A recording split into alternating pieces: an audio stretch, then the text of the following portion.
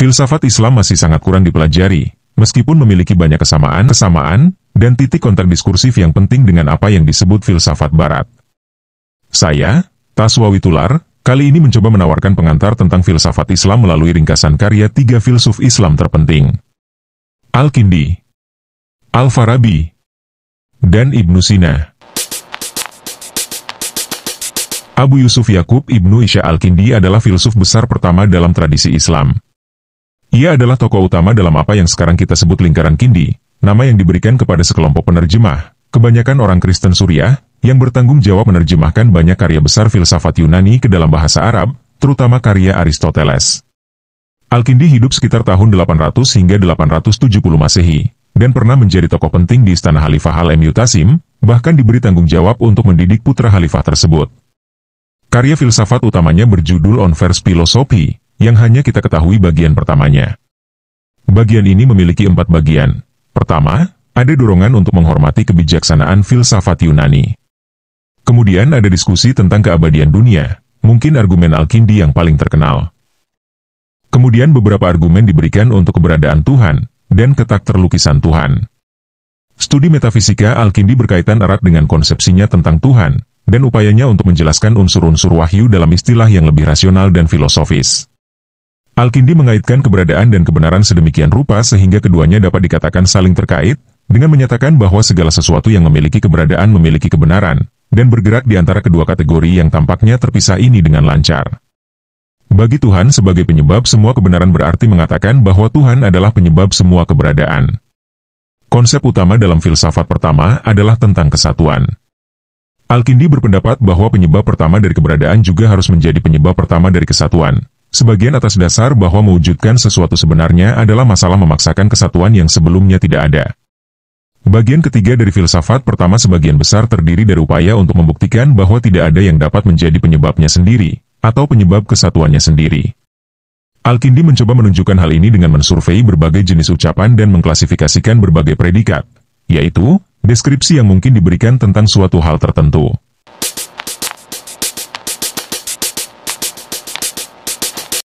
Al-Kindi mengklaim bahwa setiap predikat mengandung unsur kesatuan dan perpecahan. Dalam salah satu contoh yang sering dikutip, konsep hewan hanya memiliki satu genus, tetapi mengandung banyak spesies. Al-Kindi memiliki penjelasan untuk kesatuan dan keragaman dalam segala hal, yaitu bahwa harus ada sebab pertama yang bebas dari keragaman. Sebab pertama ini harus sedemikian rupa sehingga tidak ada yang dapat dipredikatkan padanya, tidak dapat dijelaskan dengan cara apapun yang dapat disangkal. Kesederhanaan sebab pertama ini membentuk kesatuan murni, yang darinya setiap kompleksitas lebih lanjut membentuk penciptaan keragaman dan kesatuan. Mengingat bahwa segala sesuatu berasal darinya, dan, oleh karena itu, bersatu.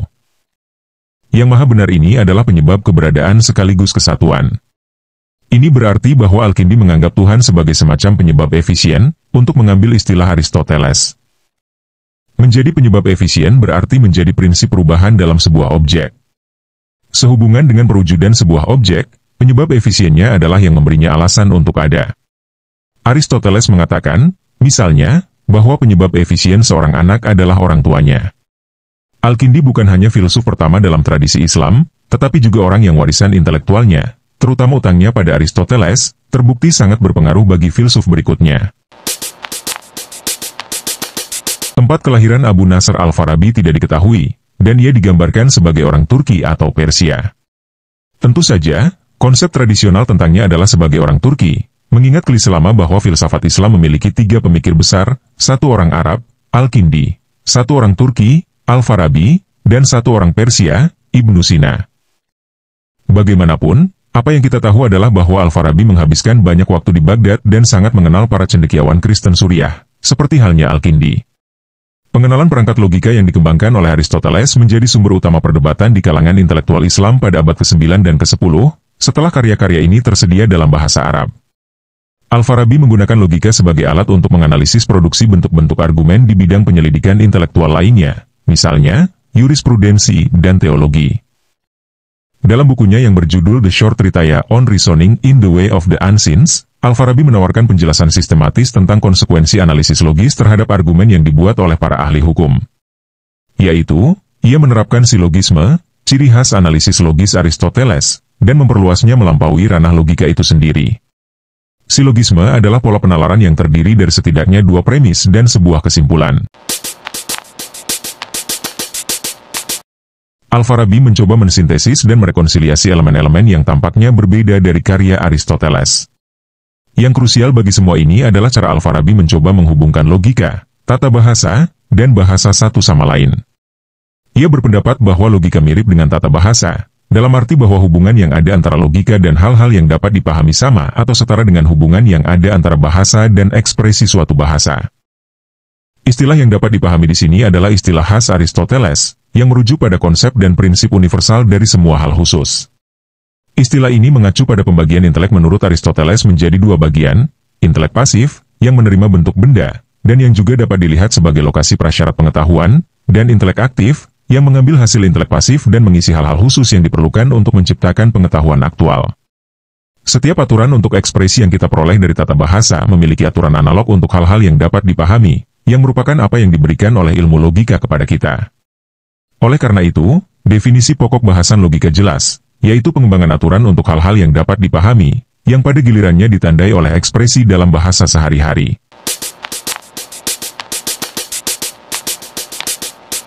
Ibnu Sina adalah seorang filsuf yang lahir di Uzbekistan modern, yang jauh dari Levan dan Arabia, yang merupakan pusat filsafat Islam yang lebih tradisional hingga saat itu. Jelas, ini bukan hambatan besar. Memang, dapat dikatakan bahwa keengganan Ibnu Sina untuk menerima norma-norma yang ditetapkan untuk penyelidikan filosofis di tempat lainlah yang membuat karyanya menonjol karena orisinalitasnya dan nilai filosofisnya yang abadi.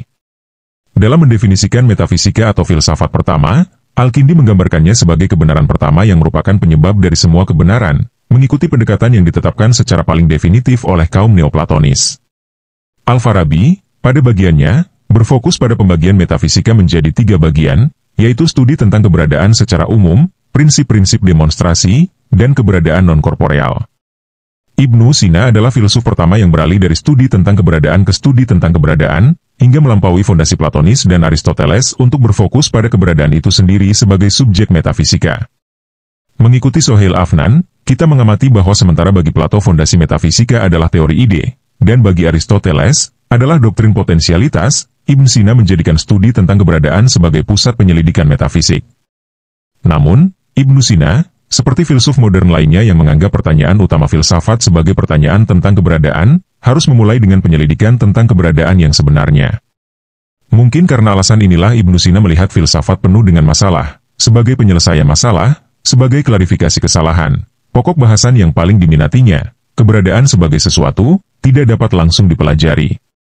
Barangkali anugerah Ibnu Sina yang terbesar bagi orang-orang setelahnya adalah konsep filsafat yang berupaya memecahkan masalah-masalah yang tidak dapat dengan mudah ditemukan jawabannya, dan yang untuk itu merupakan suatu pencapaian bahkan jika dapat mengajukan pertanyaan yang tepat.